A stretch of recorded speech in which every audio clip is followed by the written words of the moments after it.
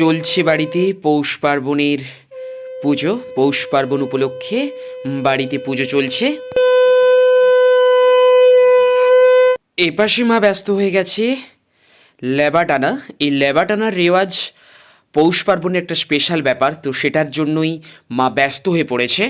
এদিকটাতে Trisha madam আলপনা দিতে ব্যস্ত। এই যে তোমরা দেখতে পাচ্ছ আলপনা দিচ্ছে আর দিতে লজ্জা পাচ্ছে। এই যে দেখো বন্ধুরা, আলপনার যে স্পেশাল ব্যাপার থাকে দেবী লক্ষ্মীর পদচিহ্ন, তো সেই পদচিহ্ন পৌষ পার্বণ বলে কথা, আর পিঠে হবে না। এই যে দেখতেই পাচ্ছ তোমরা দুধে ডোবানো। কি টেস্ট বন্ধুরা কি টেস্ট, অসাধারণ লাগছে। নমস্কার, কেমন আছেন সবাই? এসটি ব্লগ চ্যানেলে আপনাদের সকলকে স্বাগত জানাই।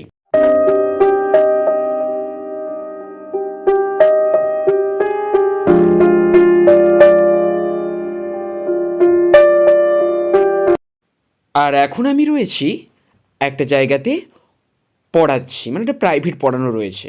আর সকালবেলা, তাই সকলকেই গুড মর্নিং, শুভ সকাল। তো এখান থেকে পড়িয়ে বেরিয়ে আরও একটা পড়ানো রয়েছে। এক এক করে তোমরা গল্পটা দেখলেই বুঝতে পারবে। আর সেই সাথে আজকের গল্পের একটা স্পেশাল ব্যাপার রয়েছে। আর স্পেশাল ব্যাপারটা কি, আজকে যেহেতু পৌষ পার্বণ, আর তোমরা টাইটেল থাম্বনেল দেখে বুঝতেই পেরে গেছো, তো যেহেতু পৌষ পার্বণ সেই জন্য গল্পটা খুব বেশি ইন্টারেস্টিং হতে চলেছে। আর তোমরা কন্টিনিউ গল্পটা দেখতে থাকো, আশা রাখছি তোমাদের খুব বেশি মজা লাগবে। তো চলো, পড়াতে পড়াতে চলে এলো টিফিনে রয়েছে গরম গরম চা, সেই সঙ্গে মুড়ি। তো এগুলো দিয়েই চটচট করে টিফিনের পেট পুজোটা সেরে অন্য জায়গায় পড়াতে বেরিয়ে চলে গেলাম। তো মোটামুটি পড়ানো কমপ্লিট হলো। ওখান থেকে পড়িয়ে বেরিয়ে আরও একটা পড়ানো ছিল, সেটাও কমপ্লিট করলাম। এবার সোজা বাড়ি যাচ্ছি। তো চলো বাড়ি যাওয়া যাক। বাড়ি গিয়ে ফাইনালি তোমাদের সঙ্গে আবার কথা হবে বন্ধু। Few moments later. এই বাড়ি এলাম, প্রায় 1টা বাজতে চললো। এবার স্নান টান করে ফ্রেশ হতে হবে। তখন তো বললাম যে দুটো পড়িয়েই বাড়ি এসেছি। প্রথমে তোমরা তো দেখছিলে, প্রথমে একটা পড়ালাম, তারপরে ওখান থেকে ডাইরেক্টলি দেরি হয়ে গেছিলো বলে আর তোমাদের কাছে আসতে পারেন, ডাইরেক্টলি দাঁড়িয়ে পড়ানো ছিল, ওখানে চলে গেলাম। তারপরে ওখান থেকে আসার সময় তো বললাম। আর এই সবাই বাড়ি ঢুকলাম, সেই সকাল থেকে বেরিয়েছিলাম। রবিবার করেও একই রকমভাবেই চাপ থাকে। হ্যাঁ, শুধু স্কুলটা হয়তো থাকে না, বাট পড়ানোর চাপটা সেই একই রকমভাবেই থাকে। তো যাই হোক, আর বেশি কথা নয়, এখন স্নান টান করে ফ্রেশ ট্রেশ হয়ে আবার তোমাদের সঙ্গে কথা বলবো। আবার কিছু না কিছু নিয়ে অবশ্যই তোমাদের কাছে আসবো। বাড়ি আসার পর একটু খিদে পেলো, আর ভাত খেতে যেহেতু দেরি আছে, তারপরে মা দেখলাম রুটি ভাজছে, তাই 2 পিস রুটি আর তার সঙ্গে একটু আলু ভাজা দিয়ে চটচট করে একটু হালকা পেট পুজো করলাম। মোটামুটি ফ্রেশ ট্রেশ হয়ে গেলাম। ফ্রেশ ট্রেশ হওয়ার পরে আপাতত রেডি। এবার অ্যাকচুয়ালি তোমাদেরকে একটা জিনিস দেখাবো, আর সেই জিনিসটা দেখাতে দেখাতে তোমাদের সঙ্গে একটা কথা শেয়ার করব। আর তোমাদেরকে গল্পের শুরুতে যেহেতু বলেছি আজকে পৌষ পার্বণ, তো সেজন্য বলেছিলাম যে আজকের গল্পটা পৌষ পার্বণ স্পেশাল হতে চলেছে।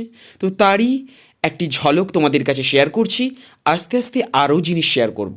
আর এই যে রয়েছে পুজোর সমস্ত জিনিসপত্র, ফুল রয়েছে, তার সঙ্গে আমির যেটাকে ডালি বলা হয় সেটা রয়েছে, এবং তার সঙ্গে আরও টুকটাক জিনিসগুলো রয়েছে। আর এটা সাধারণত দেবী লক্ষ্মীর পুজো, পৌষ পার্বণ, তো তারই ব্যবস্থা, সেটাই তোমাদের কাছে তুলে ধরলাম। এরপরে আরও অনেক কিছুই জিনিস নিয়ে তোমাদের কাছে আসবো। আপাতত এটা শুরুতেই তোমাদেরকে কিছু জিনিস দেখাচ্ছি। আর হ্যাঁ, তোমরাও জানিও এই যে পুজোটা তোমাদের বাড়িতে বা যাদের বাড়িতেই হয়, তারা কেমনভাবে তাদের বাড়িতে, মানে তাদের বাড়িতে কেমনভাবে হয়, সেটা অবশ্যই তোমরা কমেন্ট সেকশানে কমেন্ট করে জানাও। আর আজকে যেহেতু পৌষ পার্বণ, তাই বাড়িতে তো নিরামিষের ব্যাপার রয়েছে। আর এই যে আমার বাড়িতেও সেম নিরামিষই, আলু টমাটো ভাতে, মুগের ডাল, তার সঙ্গে সয়াবিনের তরকারি। একে দিয়েই দুপুরের পেট পুজোটা চটচট করে সেরে ফেললাম।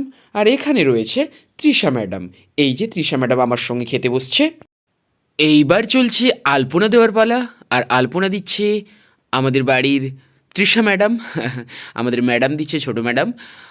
এই যে আলপনাটা দিচ্ছে।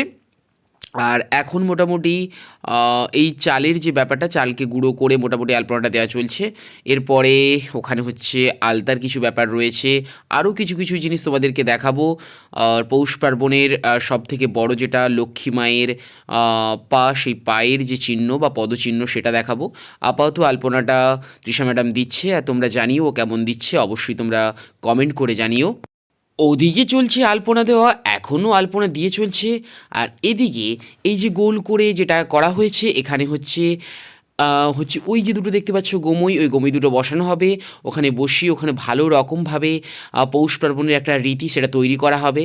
আর তার সঙ্গে সঙ্গে এই যে দেখতে পাচ্ছ যেটাকে বুলিয়ে বুলিয়ে নিয়ে যাওয়া হচ্ছে, এটা আসলে কাংড়া মাটি, যে ক্যাংড়া যে মাটি হয়, সে মাটিকে ভিজিয়ে রাখা হয়েছে, ভিজিয়ে রাখা হয়েছিল। তারপরে সেটাকে হচ্ছে মেঝের ওপরে ঘষে ঘষে নিয়ে যাওয়া হচ্ছে। এটাকে বলা হয় ল্যাবাটানা। পৌষ পার্বণের একটা প্রধান নীতি বলতে পারো, যে নীতিটা, এই নীতিটা চলছে, এই যে ল্যাবাটানা, এটা একদম ওই বাইর থেকে একদম যাবে যেখানে দেবী লক্ষ্মীর যে আসন, সেই আসনে যাবে।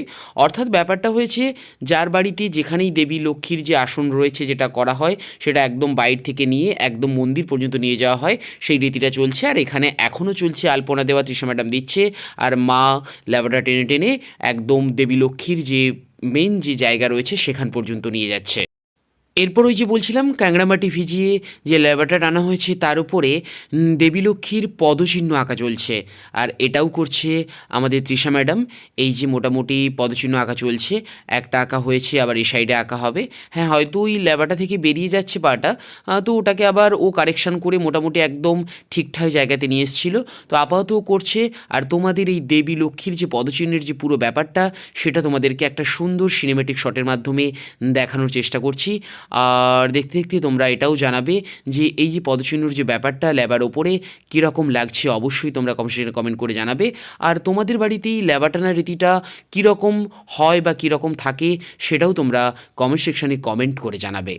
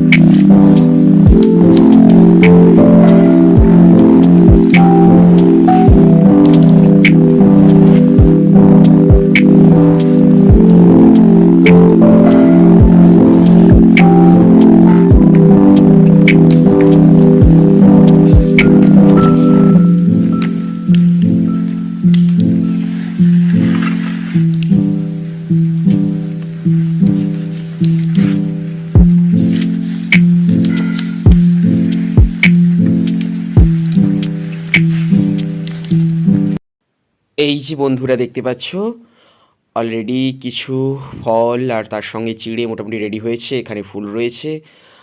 পুজোর কাজ মোটামুটি শুরু হবে।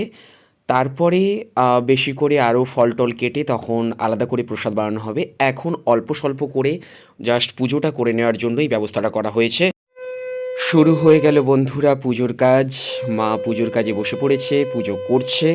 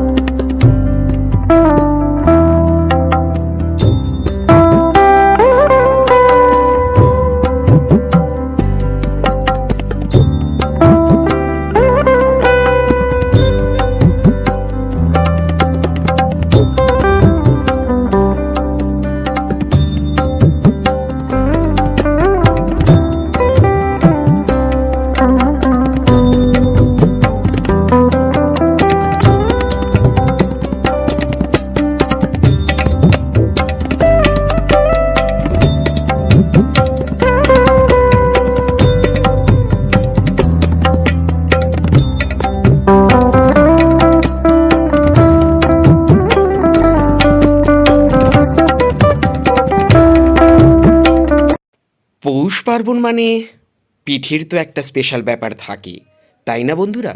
তো সেই জন্য আমাদের বাড়িতেও পিঠে হয়েছে। এটাকে বলা হয় পুর পিঠা। তোমাদের যদি এই পিঠা অন্য কোনো নাম তোমরা জানো তাহলে অবশ্যই কমেন্ট সেকশনে কমেন্ট করে জানাবে। আর পুর পিঠা বন্ধুরা দুধে দিয়ে খেতে আমার হেব্বি লাগে। এই দেখো দুধে পুর পিঠাকে ফোটানো হয়েছে, তো সেই পিঠা এবার খাওয়া হবে।